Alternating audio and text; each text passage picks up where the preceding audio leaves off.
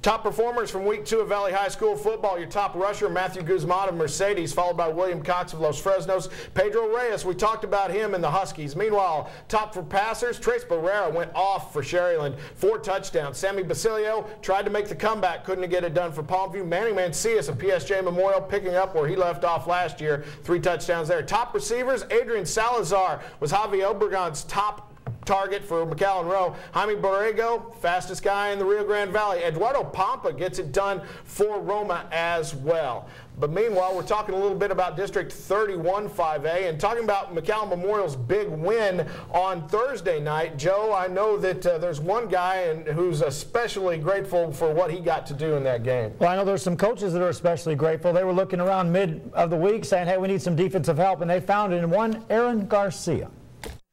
Among the many reasons the McAllen Memorial Mustangs moved on from last week's loss to this week's win over San Benito was a determined defensive effort across the board. What fans may not know about this week's effort was a new face out there making some huge plays. A week ago, Aaron Garcia was busy with the offense as he scored a couple of touchdowns, but midway through the practice this week, the coaches were looking for some help on defense. Garcia didn't blink an eye and switched gears on the fly. I came into this game playing defense for the first time, and I came out, helped the defense out, made those 2 picks, and really helped wrap this thing up. In the game, it would be Garcia reeling in not 1 but 2 passes for interceptions, which stopped San Benito in its tracks. Turns out it was instinct that helped make the call. It was something telling me, like, whenever all 3 receivers were lined up on my side and he was coming my way, once the ball's up, I'm breaking down to it and flowing to the ball. Who knows where number 22 will line up for the Mustangs when they take the field next, but rest assured there's a better chance than not that he will find a way to make a big play. All right, Joe, you said it. The guy scored 2 touchdowns as a tailback, then he moves to defensive back. He's the straw that stirs the drink for McAllen Memorial. Yeah, absolutely. Just look at that defensively. 2 picks, tip interception to another one of his teammates, and caused that fumble recovery. Not a bad week for your first defensive week ever. Now McAllen Memorial 1-0 after winning against San Benito, and they're going to take on Weslaco in their next game. It's going to be at Bobby Lackey Stadium. Todd, what are your thoughts on this game and what you pick?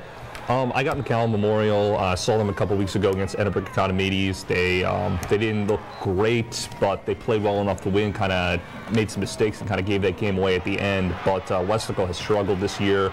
Still trying to feel their way back from those good teams they had a couple years ago in 32-5A, and get back-to-back in area rounds. So, it's going to be a tough go for Weslaco until they can kind of figure some things out. So I got McAllen Memorial. How about you, Joe? I got McAllen Memorial as well because of the simple fact I think they got a wake-up call in that loss that they didn't expect to lose. All the way into the middle of the 4th quarter of that game, they still thought they had that one wake-up call. They're going to go after Weslaco with a vengeance. McAllen Memorial is such a young team, but you can tell they're getting better every week, and I've got them winning as well. Weslaco, they're also young, also getting better, but not quite the talent level. I've got the Mustangs winning that one. The other big game, and what I believe is the Monitor's game of the week, is PSJ North and McAllen. Is that correct, Todd?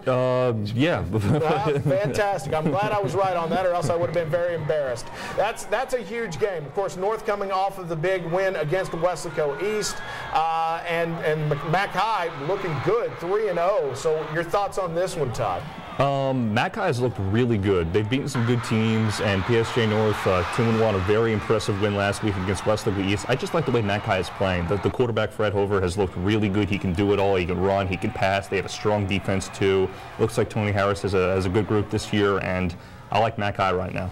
All right, so Mac High, what are your thoughts on it, Joe? Well, again, I think that Mac High is the one to beat right now, but I said at the beginning of the year that PSJ North was going to win this district, so I'm not going to pick against them now. PSJ North, get it rolling. All right, well, I had McAllen making the playoffs in this district. I'm not sure who's going to come out on top. 31-5A is just too tough to call, but at McAllen, the way they've been playing, I definitely like Mac High to win this game. Like Todd said, Fred Hover seems to be getting better and better. Hard to believe he's just a sophomore. And the other big game in 31-5A, PSJA Memorial at San Benito. Now, PSJ Memorial has looked so good so far. Just just what we thought they would with all their returning guys. You know, the running back, Rodriguez, they've got Borrego, they've got Manny Macias at quarterback. San Benito has looked great on defense, not so good on offense. Todd, your thoughts on this game? That's exactly right. They have not been able to find any kind of offense yet. So it's been a struggle for them. They should have won that McCallum Memorial game if they could have scored a little bit more points. The Harlingen game would have been as close if they could have got some offense going. So they're kind of in that boat right now where they're just kind of searching for a way to move the football. So for that, you like PSG Memorial, and they have no problem moving the football whatsoever. They can score. They can put up points. All right, there's one for PSG Memorial. What do you got, Joe? Not going to pick PSG Memorial in this one. San Benito, if all you got to do is work on your offense, then that's what they're going to work on. I think they'll score some points. They'll be at home. That defense is going to carry that football team. Offense is coming for San Benito fans. I can't wait to see the San Benito defense versus the PSG Memorial offense. That's a great matchup, but in the end, I think PSG Memorial wins that just because of the number of weapons they've got. So there's your look at 31-5A. We are coming right back, and we're going to be going to Brownsville when Sunday Sports Extra continues. We're going to talk about what's going on at Brownsville Hannah and with Tom Campos, the new lawsuit that's pending, and plus we're going to talk about Brownsville veterans. Are they the toast of Brownsville for one reason or another because they're really, really good after making their debut? It's all when we come back.